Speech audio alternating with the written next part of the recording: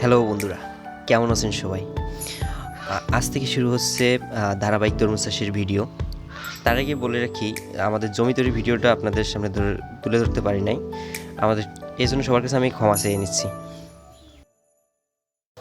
বন্ধুরা, তরমুজের বীজের অঙ্কুর বের করে নেওয়ার পর দেখুন বীজগুলো দেখতে কেমন হয়, সেটা আপনাদের সামনে একটু তুলে ধরলাম।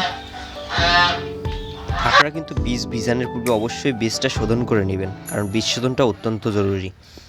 অঙ্কুরিত বীজগুলো নিয়ে আমরা সকাল 6টায় চলে গেছি বিলে।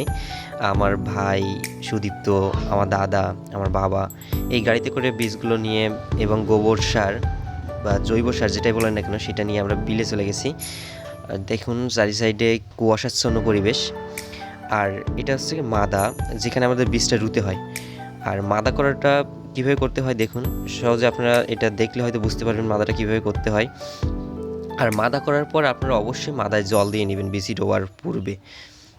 এটা জল না দিলে কিন্তু বীজ সহজে গাছ হবে না, এজন্য আপনাদের জলটা দেওয়া অত্যন্ত প্রয়োজন। আর দেখুন বীজটা কীভাবে মাটিতে দিতে হয়, মাটিতে দেওয়ার পর কীভাবে জৈব সারটা প্রয়োগ করতে হয়, এটা সম্পূর্ণ একটু ভালো করে দেখবেন।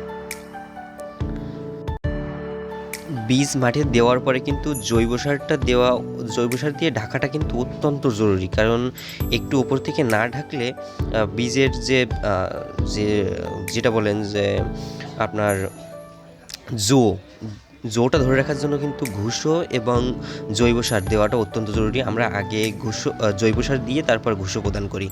এটা কিভাবে প্রদান করতে হয় এটা আমাদের ভিডিওটা ভালোভাবে দেখলে আপনি সহজে বুঝতে পারবেন। এই হচ্ছে বীজ রোয়ার আগ পর্যন্ত ভিডিও। এরপরে যাবতীয় সমস্যা সমাধানের জন্য আপনাদের সামনে ভিডিও নিয়ে আসব। পরবর্তী ভিডিওগুলো দেখতে আমাকে ফলো দিয়ে আমার পাশেই থাকুন। ধৈর্য সহকারে আমার ভিডিওগুলো দেখার জন্য